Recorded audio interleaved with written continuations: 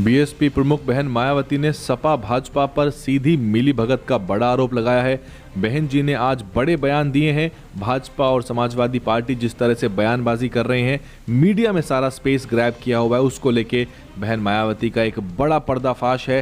बहन मायावती ने कहा है कि संकीर्ण राजनीतिक और चुनावी स्वार्थ के लिए रोज नए नए विवाद खड़े किए जा रहे हैं। जातीय और धार्मिक द्वेष, उन्माद, नफरत फैलाना, बॉयकॉट कल्चर, धर्मांतरण जैसे उग्र मुद्दे भाजपा की राजनीतिक पहचान है और इस बात को सब जानते हैं। लेकिन रामचरितमानस की आड़ में समाजवादी पार्टी का राजनीतिक रंगरूप बहुत दुखद और दुर्भाग्यपूर्ण है। असल में समाजवादी पार्टी के कुछ नेता रामचरितमानस के जो मुद्दे को लेकर लगातार बयानबाजी कर रहे हैं।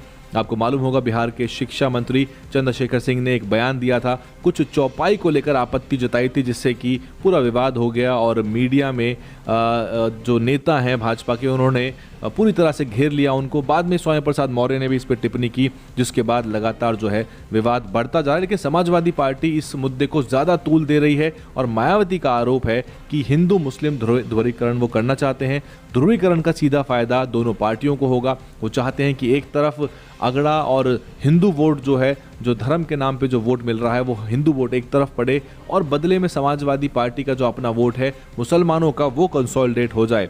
बहन जी का कहना है कि रामचरितमानस के खिलाफ समाजवादी पार्टी के नेता की जो टिप्पणी है, उस पर विवाद हुआ, उसको लेके भाजपा की प्रतिक्रियाओं के बावजूद समाजवादी नेतृत्व की चुप्पी से ये साफ है कि इन दोनों पार्टियों की मिलीभगत है।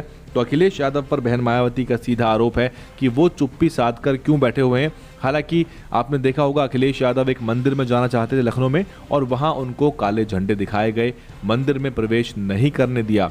तो लगातार इस तरह की तस्वीरें हैं। कुछ तस्वीरें आपने ये भी देखी होंगी कि रामचरितमानस के कुछ पन्नों को लखनऊ में जलाया गया है। तो सीधे तौर पे भाजपा को एक मुद्दा भी मिल रहा है और ये बात बिल्कुल साफ है कि हिंदुत्व के मुद्दे पर किसी भी तरह से लोहा भाजपा से नहीं लिया जा सकता और ना ही वो हिंदू धर्म के जो कुरीतियां हैं उसका प्रखर सार्वजनिक विरोध करके किसी तरह का राजनीतिक लाभ नहीं मिल सकता। लेकिन ध्रुवीकरण जरूर सीधे तौर पे इससे हो जाएगा।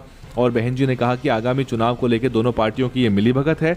जनता के असली मुद्दे, ज्वलंत मुद्दों के बजाय हिंदू मुस्लिम उन्माद बढ़ाया जा रहा है ताकि ध्रुवीकरण हो सके, पोलराइज हो सके और एक तरफ हिंदू वोट चला जाए और एक तरफ मुस्लिम वोट जो है वो चला जाए। क्योंकि अब भाजपा भी सीधे तौर पे अखिलेश यादव पे हिंदू विरोधी होने का आरोप लगाएगी, मुस्लिम परस्ती का आरोप लगाएगी और ऐसे में जो मुस्लिम वोट है वो समाजवादी पार्टी की तरफ फिर से कंसोलिडेट होगा। इसलिए बहन मायावती ने चिंता जताई है और एक तरह से बड़ा खुलासा कर दिया। उनका कहना है कि पिछले आम चुनाव में भी ये हुआ था, सपा भाजपा ने षड्यंत्र के तहत मिलीभगत करके धार्मिक उन्माद के जरिए घोर सांप्रदायिक बनाया उस चुनाव को। पुरानी अगर आपको बयान याद हो तो आपने देखा होगा, अखिलेश यादव ने जिन्ना तक का भी जिक्र कर दिया था चुनावों में और आप देख रहे थे किस तरह से जो धार्मिक मुद्दे थे वो भाजपा की तरफ से नहीं बल्कि सपा की तरफ से उठाए जा रहे थे। और फिर सपा पे जब भाजपा का प्रहार होता है तो वहाँ वो मुस्लिम हितैषी या यूं कहें तो एक लिबरल प्रगतिशील अपने आप को पार्टी के रूप में दर्शाती है।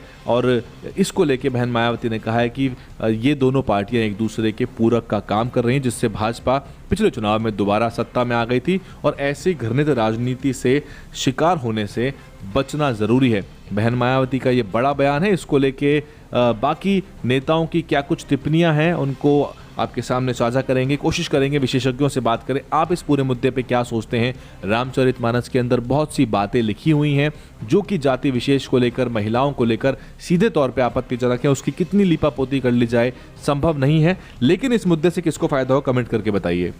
DNN हिंदी को सब्सक्राइब करने के लिए दबाएं लाल रंग का सब्सक्राइब बटन और घंटी का बटन दबाकर ऑल नोटिफिकेशन पर क्लिक करें।